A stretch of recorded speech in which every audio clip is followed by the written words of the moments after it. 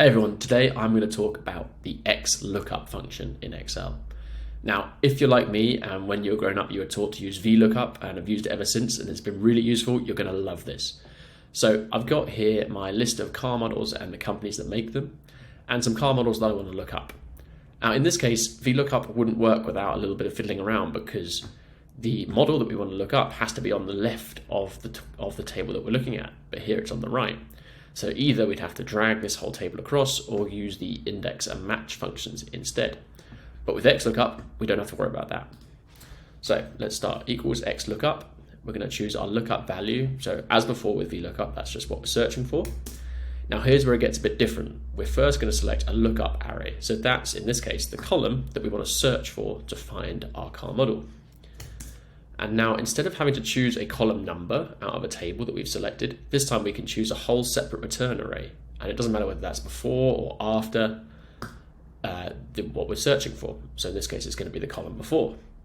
And also another great feature of XLOOKUP is you have this if not found option. So typically you do sort of an if error. So if your VLOOKUP doesn't find something, it just gives you an NA error.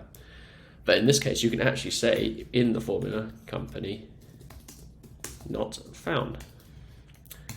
You also have the same sort of match mode, so we're going to say 0 because we want to match exactly. You can see the other options there. The most important one here being number 2, so you could use things like asterisks as wildcards.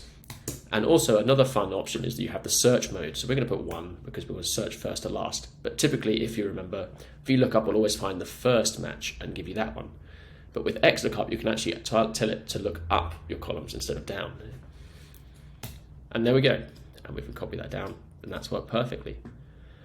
And also it's super flexible because it can work with rows as well as columns. So if we come and do the same thing here, so XLOOKUP, select our lookup value, our lookup array, this time instead of being a column, it's going to be a row, and the same for our return array.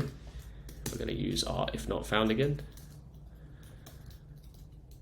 use exact match mode, and search first to last.